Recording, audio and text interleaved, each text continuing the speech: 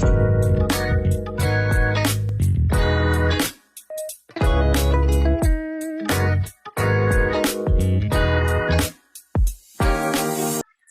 guys. For today's episode, we have a guest from the Philippines. He is a licensed professional teacher, a registered guidance counselor, and a registered psychometrician by profession.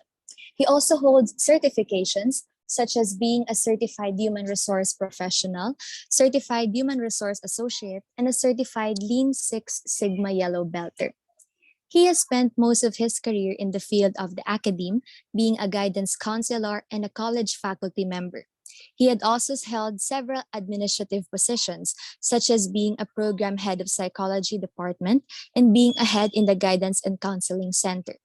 He is also inclined in doing research works that have been published and presented in both local and international conferences, and has also been involved in conducting several trainings and workshops in both school and industry settings on topics such as LGBT psychology, human resources, counseling, career development, and others. He finished his Bachelor of Science major in psychology with distinction at Manila Central University. He also obtained a post-baccalaureate certificate in teaching at the Philippine Normal University, Manila, Master of Arts, major in guidance and counseling as a cum laude at the University of Santo Tomas, and diploma in industrial relations at University of the Philippines, Diliman.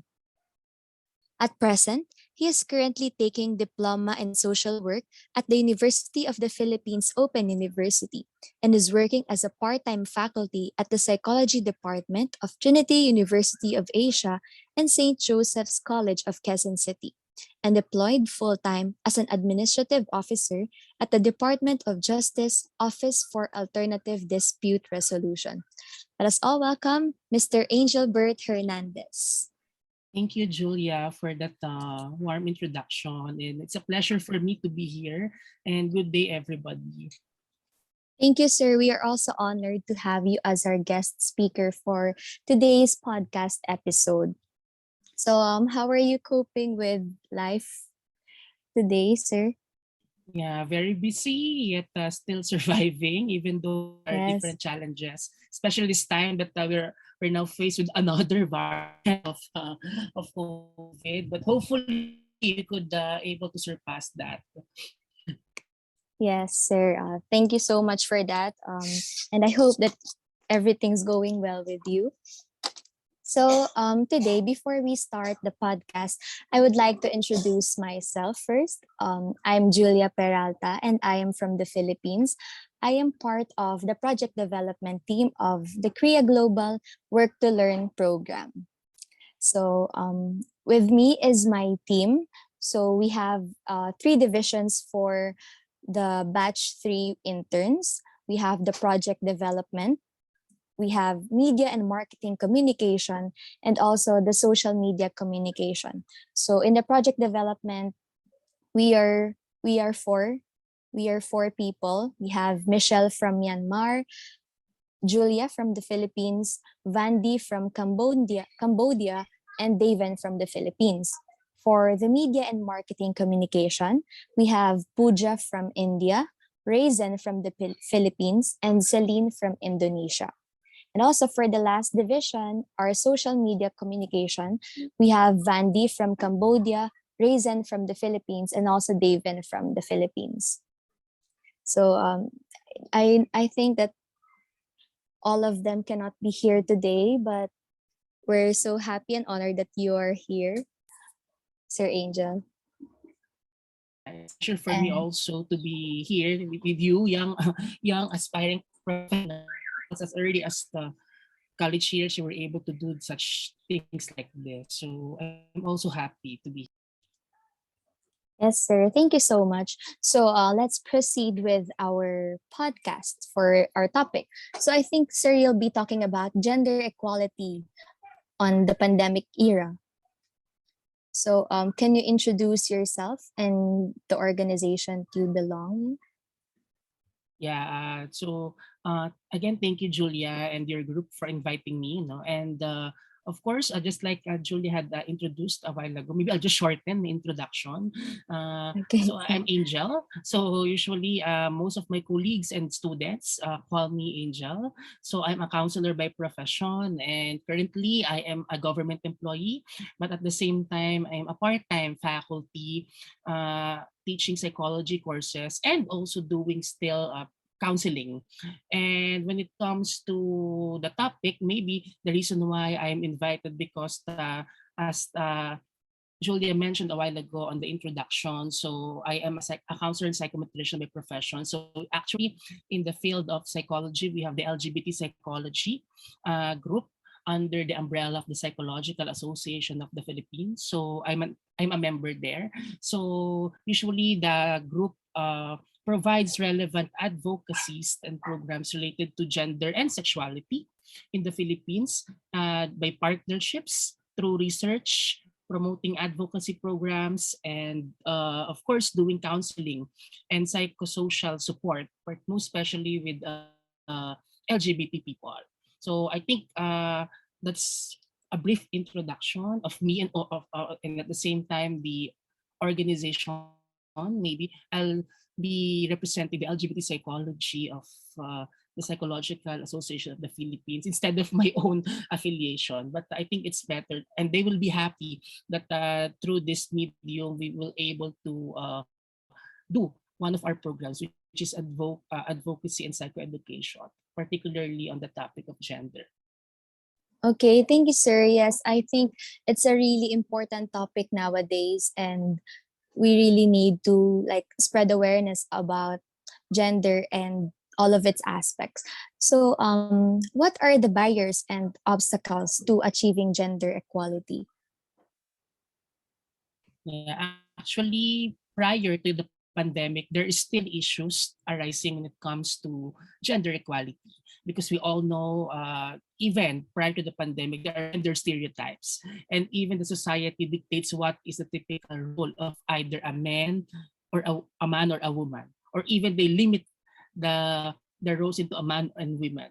No? So usually when it comes to the common issues prior to the pandemic, so maybe I'll just enumerate some of the common issues in gender equality. So number one is uneven access to education. Of course, way back they have this notion that women will just stay at home taking care of the kids, and then the only persons that are eligible to study are men. So, and there are some countries in the globe, but there's still an issue when it comes to the access to education. So that's one. Number two is lack of employment equality. And if you would see, even in the perspective in Asia or in the context of the Philippines, some of the key positions are held by men instead of women.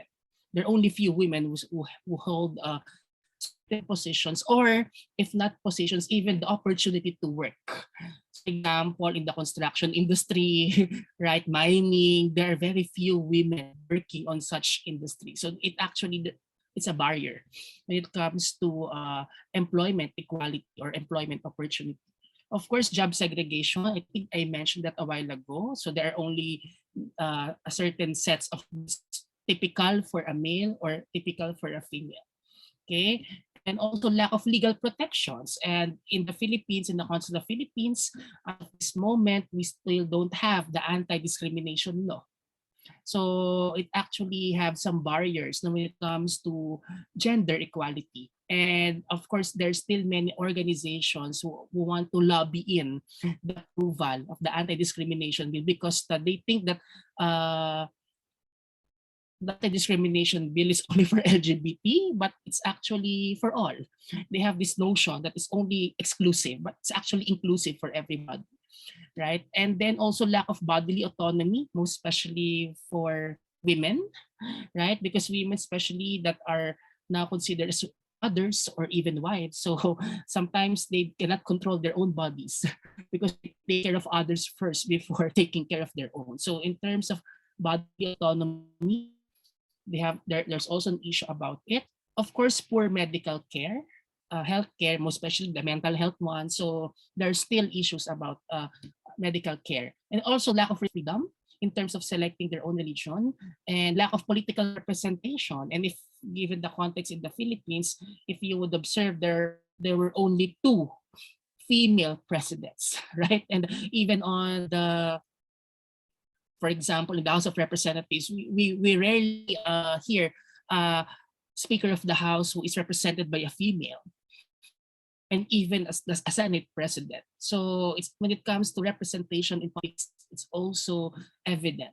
And also racism, right? Racism because of the gender stereotypes. And lastly, societal mindsets that just only box with, say, for example, this particular role is only for or exclusive only for female or the other way around. And with this societal mindset, so it limits us to really maximize our potentials, go away with the societal rules that, oh, it's not the gender that that will determine if we can perform a job well. So these are only some, no, of the common issues when it comes to gender equality. Yes, sir, I agree. And especially now that social media is a huge part in everyone's lives, more information and the stereotypes keep on, like, it grows, and it continues to affect uh, people, even children. So do you think, sir, what are the global challenges to and gender issues during the pandemic time? Yeah, actually, there are some pros and cons when it comes to gender equality this time of pandemic. Some of the existing findings, I'll use some empirically based findings for me not to be subjective when it comes to about what's the impact or what's now the effect of pandemic when it comes to gender equality. So there are actually some findings, particularly the World Bank in 2020. So when it comes to gender equality, they biologically speaking, men has been more affected by COVID-19 pandemic rather than women. When it comes to the body composition of men, they're more vulnerable to COVID-19. So if you would see on the news, more men died and cannot survive COVID-19 compared to women. So that's one. That's one thing. So that's actually a very what you call significant issue. It's biological. So of course, it's a call for WHO. How can we what do you call this? How can we resolve this one? If it's the concern is biological, the biological nature of men. So that's the issue. Okay, that's one thing in terms of, so maybe women maybe at some point can be at ease that okay, men are more vulnerable rather than women. So that's a good thing. However, in the other side of the coin, for men, it can be troublesome, right? So that's one findings when it comes to gender equality in terms of COVID-19. And also, when it comes to somehow negative impact for women, women's health is more affected than men. They are more stressed rather than men because particularly we experience quarantine and lockdowns. So majority, especially for those women that are mothers as well, so most of their kids stayed at home. So during that time, they're taking care of their kids. They're also, and if they are also working, they're also working all at the same time. And worst comes to worst, if one family member got COVID-19, so the women usually take care of that family member who got sick. So you know the different things on the plate of the women. So you would see that they're more stressful this time of pandemic compared to men. Okay, and then when it comes as well to employment opportunities, based also on the findings, women also got greatly affected. If you would observe during the lockdown, particularly in the Philippines, most of the establishment that had been temporarily closed are restaurants, hotels. And usually there are more women workers on those establishments. So they got very affected when it comes to these closures. So when it comes to employment opportunities as well, women got more affected negatively when it comes to employment opportunities. Okay, and then another thing is in terms of their personal safety. There's also a finding in the World Bank wherein women are more vulnerable to domestic violence. because they just stayed at home. And there are also records that there are more number of calls of emergencies and even to consultations, even e-consultations or seeking help from a counselor or psychologist got increased during this time for women because there are more physical or even psychological violence that happens during this time of pandemic. Because of course, we all know in the Philippines, if you would report to the police station, there are lots of protocols before you go, you can enter the police station. So that's the thing that globally, uh, the COVID-19 or the pandemic had greatly affected gender equality. Maybe I'll add some more. Maybe in terms of the when it comes to the gender equality, inequality in particular, if we would have the perspective of the Philippines on the report of the World Economic Forum on the the gender gap report in 2021. So it has been stated that the Philippines had dropped one place among 156 countries in terms of gender equality. Last year, we are on the 16th, but right now we are on the 17th out of the 156th. And out of the 4 indices, it has been found out that Philippines ranked 18 in the economic participation, 33rd in the political empowerment, 34th in health and survival, and 39th in educational attainment. And we all know that Philippines is trying their best to bridge the gap. But however, based on the findings of the World Economic Forum, actually in the Philippines, there are some gaps that were already closed. However, due to the pandemic, it somehow opened again because of, for example, the closures of hotels and restaurants. So we are advocating gender equality in the Philippines. However, so if you would observe, there are majority of women who are now working hotels and restaurants, but because of the pandemic, it has been closed. So therefore, we had also a limited number of opportunities to work again. So therefore, somehow the findings is, I could say, true, because you would see the gap has been closed already, yet the pandemic enabled it to reopen again. So that's one thing. And when it comes, of course, we don't want as well to limit the gender inequality to just only male and female. So it's also very interesting to know as well the situation of LGBT people because they're also part of this one, right? So maybe I'll just share some of the findings for LGBT also this time of pandemic, particularly COVID-19 pandemic. I just remember that we don't want to say just only pandemic because there are different pandemics prior to COVID-19. So just to be specific, I will tell COVID-19 pandemic. Okay, so of course, for LGBT people, one common thing that has been dominant when it comes to gender inequality is in terms of violence.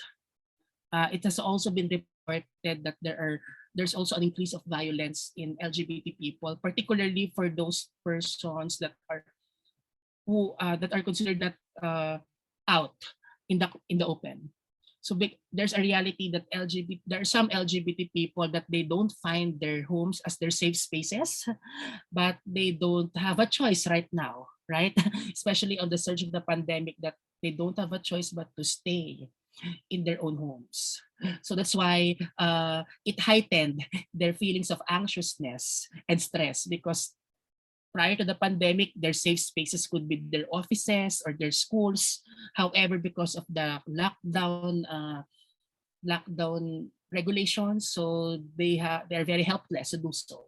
So it actually increased their vulnerability in terms of violence when it comes to physical or psychological. And also, this is actually another interesting finding that during the pandemic also, especially for those people, regardless whether they're LGBT or male or female, in terms of access to HIV treatment. So during the pandemic, of course, the priority of our medical hospitals in terms of their continuance of treatment of HIV, it hindered them as well. to continue their medications or their treatments. Because of course, we all know that before you go to the hospital, you need to have a swab test, you need to undergo several tests first, so before you can enter, especially during the surge of the pandemic. But right now, so it actually hinders them to access full medical care, especially those who are diagnosed with either HIV or AIDS. And maybe a last thing, a sad reality also in terms of gender inequality, particularly this time of COVID-19 pandemic, is the demonization. This actually a finding in by the UN independent expert in SOGI, or sexual orientation, gender identity, and expression, wherein they associated the pandemic because of LGBT people.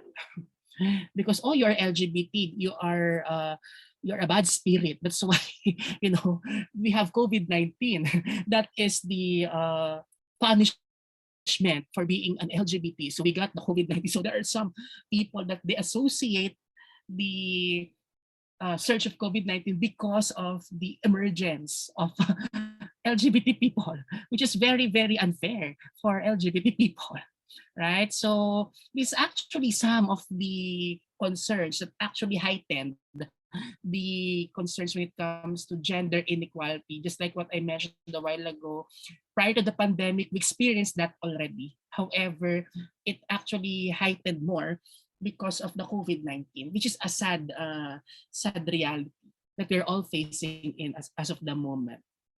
Sir, I just have a follow-up question. By the way, Yeah, thank sure. you for the fact-based explanations, or uh, those answers that came from research and studies. Just a follow-up question: that Yeah. how can we like overcome or change this perspective towards the LGBT community? Because as we know, there are still stereotypes, there are still reservations for the LGBT. A lot of people will say that they accept the LGBT community, that they don't base their respect if a person is male or female or part of the LGBT. But we know that there are still reservations for them, especially like the older generations. They still see them as like different from the male and female category of people. So how can we overcome or change this kind of notion? Yeah, that's a good question actually, Julia. Particularly for those who are very traditional or conservative, Yeah. or even associating LGBT in a scriptural or biblical way. Yes. So the first thing that I'm seeing as an advocate of LGBT rights also is the education. We need to re-educate them. And I think this podcast is a good avenue for them to really listen about LGBT. At the end of the day, are still humans. They're still humans, and I think they're just only limiting themselves in terms of labeling them by just lesbian, gay, bisexual, or whatever alphabet it is. So we just want to reiterate that regardless of their gender or sex or whatsoever categories they are in, at the end of the day, they're still human. We need to instill to them that they're still human, that they have that they are eligible. They are what do you call this? They are eligible to exercise their rights, to practice, and it's not only exercising but even enjoying their rights, right? So, and at the same time, you're correct as well that at times it's not actually acceptance, but rather it's just only merely tolerance. We can only see that some people, yeah, I know that they exist, LGBT people exist, but they don't know the deeper meaning of being an LGBT. If you would say, yeah, I accept my friend as LGBT, but it's very shallow, right? LGBT, yeah, I accept, but in terms of deepening it to the different psychological and even societal issues that LGBT people are experiencing, I think education is really the key for them to be aware of what is really happening to these people. And of course, we cannot please everybody. There are some that, yeah, they don't believe on science, they believe on the scriptures, but at the end of the day, as long as we were able to communicate our message and we treat them as humans, I think that's enough. I think being personally, I'm a member of LGBT, so I do not want a special right. So actually, the minimum or basic thing that LGBT people need is not just acceptance, respect. Just respect. You don't need to necessarily accept me, but just respect me as an individual, as a human being. I think that's enough already. Because there are some notions that people are trying. Oh, LGBT people, they want special rights. They want exclusive rights. So this actually the communication that we need to bridge in. That I think we have other people do not match what the LGBT wants in terms of treating them fairly. So I think at the end of the day, that's the thing. No, that we need only respect and just having this baseline that we are all humans. I think I hope I answered the question, Julia. I hope so. Yes, sir, you answered it. And just a short follow-up question because I really like Yeah, want to know more about it. So you told us that the best way to like overcome or change this perspective is through education. So yeah, when is the best time to teach or educate people about gender equality? Because in our current setup, as yeah, early as babies or infants, children are like imposed with a certain yeah, gender, like when if you're born as with female characteristics, yeah, you are given like this pink items, yeah. You're correct. dresses and everything. So how can we like teach people about gender equality when it starts, when this kind of imposition of gender starts at an early age? Yeah, actually, that's an interesting question, no? Especially for parents. That in Yes. connection with your concern, for example, oh, if you're a girl, you need to just only play dolls or just play a cooking set. But if you're a male, you just only need to play robots or trucks. And even the association of colors of it's pink, it's for female. It's in blue, it's for male. So actually, in terms of education, it's not just only merely educating in a formal setup because sometimes they think, oh, it's education, so I need to go to a formal setup through a seminar, through a lecture. It's not like that. Actually, this is only one way to educate them. Why not use the social media at the moment?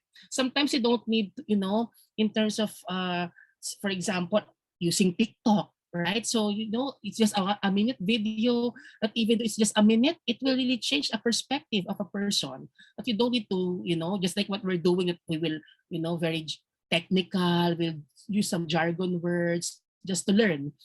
So we could utilize those things as part of your advocacies in promoting not LGBT but even equality, right? So you could use platforms right now in social media and even adults right now. For me, both my parents are senior citizens and they're using social media.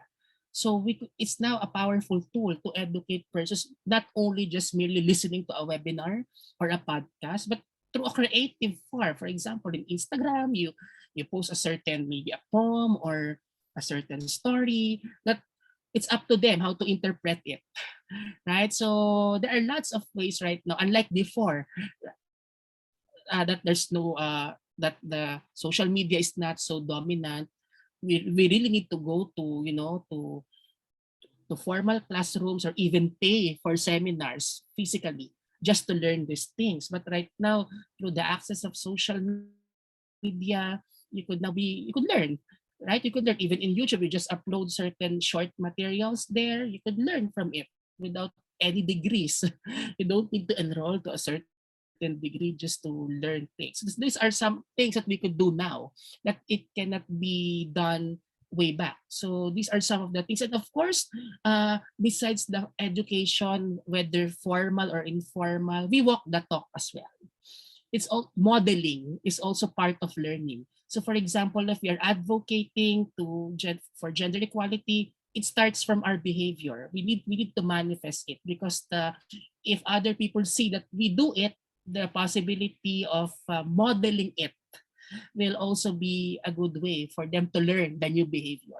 If we would use the concept of psychology, that's what we call modeling. So if we just like the kids, right? So if they would see their parents, for example, play toys, or for example, even though, for example, there's a swap of clothing, the the the mother will wear blue and the father will wear pink. So, simple things like that, they will, oh, it doesn't matter if my father wears pink or blue. So as simple activities as that, many people will learn. No, so I think those are the things that we could actually utilize when it comes to somehow bridging the gaps in gender equality, particularly, particularly it will start in our own homes. No, it must be really I want to emphasize that this education must start from home, from our own homes, for us to really instill these new values or new learnings. Thank you so much, sir, for answering the follow-up questions. So, what is your opinion on achieving gender equality in post-COVID world? Okay, so actually, I am very optimistic at this point in time when it comes to bridging the gap on gender equality. But of course, there are pros and cons. In terms of the pros, no, of course, we're now using social media, and many people are very reliant on that. So because of the information, the easy access of information, it will be, of course, accessible for everybody to learn new things. However, one of the challenges on this situation is that in terms of deciphering the information, that's the thing now. So yeah, it's the information is very accessible at the moment when it comes to gender equality. So we have these findings, and we have these findings. But the question now is, are we able to decipher well the information? That's the thing. So if we were so maybe besides accessing the different information, one thing that we also need to advocate is to decipher carefully the information. What are the reliable sources of information that we rely on?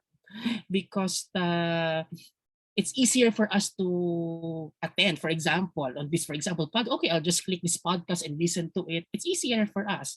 The question now is, are the people critical, for example, on little details such as who is the speaker? Where is the speaker coming from? What are the sources of data? Is the data valid? Is the data updated? So I don't know if all people have this type of thinking when it comes to deciphering information. So I think that's the double-sided or the double-bladed answer when it comes to addressing these gaps. No, so there's a good thing that the information is now accessible now. It's more accessible now. There are lots of information that you don't need to go to a formal school, and even you don't need to pay for it just to learn things. Yet the other thing is in terms of the validity of the information, the reliability of the information, and how to decipher what's not fake to a fake information. So I think that's my stand when it comes to addressing the gap on gender equality in the post-pandemic uh, time. No? Yes, sir. So I think this is for the last question, for my last question. Um, your team or your organization, like, what are your initiatives or small actions to promote gender equality in your community, in your workplace, and like, how do you perform these actions or these initiatives? Yeah, maybe I'll just share probably in the government, because again, based on your introduction earlier, I'm working in the government sector right now. So if you would see, particularly this has been in place starting from recruitment. If you would observe now on the recruitment in the government sector, they always have these disclaimers every time they post a job vacancies that there's no discrimination on age, on sex. So it's actually bridging the gap when it comes to gender equality. For in terms of the eligibility of a certain applicant on a certain position. That's one. No, and then of course in the government, there's also initiatives on. There's a particular budget. Actually, it's for the information of everybody. There's a budget allocated for gender and development. So therefore, this particular budget in a certain agency is really essential for every workers of the government to really value the essence of gender in terms of their workplace and even in the community. And when it comes to the organization, particularly the association, the Psychological Association of the Philippines, particularly the LGBT Psychology Special Interest Group. So at this point in time, even though if it's still pandemic, so there's still researches being conducted to add more knowledge, and at the same time, conducting webinars, doing promotion, advocacy programs, and still giving psychosocial support, especially for those LGBT people that don't have access to counseling or psychological services. So that's actually a pool of counselors and psychologists. So that's one. Personally, when it comes to my own practices on addressing gender equality, of course, just like what I mentioned a while ago, I'm trying my best to walk the talk. So I need to become a model that regardless of your sex or gender, you're still human at the end of the day. When it comes to treating people, just like what you're doing a while ago, right? You're doing the right thing. For example, how shall I address you? What's your preferred pronoun? So that's actually a simple. Those are simple yet impactful things to I don't know to do in order for us to really alleviate gender equality or gender inequality. And also, maybe another thing that I'm still doing at the moment is collaborations also. We need as well collaborate. For example, in your group, I'm very happy that I'm invited on this because it's actually part of a collaboration. That we're using this platform to advocate. It's not only for my professional development, but even as part of advocacy. That with the use of different platforms, whether on a webinar type or a podcast or a talk show, you use these platforms in order for you to promote not only the well-being or rights of LGBT people, but for everybody. That we need to inculcate to everyone that we're all humans at the end of the day.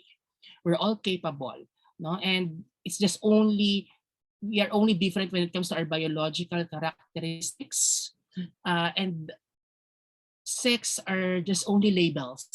And I just want to reiterate that this just only labels, and I want to reiterate that we must not be boxed on that label. We're beyond that label. So I think that is the thing, no, that at present I'm still doing in order for us to really promote gender equality, not only for male or female LGBT per se, but for everybody. Thank you so much, sir. That's a really nice reflection and an example of what we can do to like alleviate gender inequality in our communities and the workplace that we are surrounded with the people.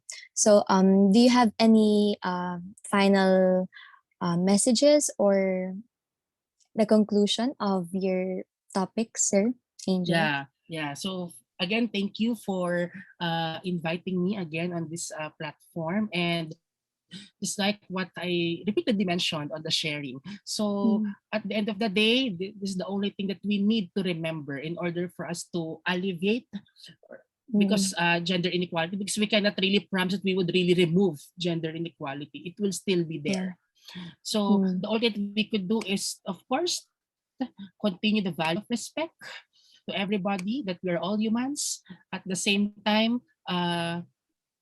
we need as well to remember that these are just only labels, and these labels do not dictate or do not define who we are, whether you're a male, yes. female.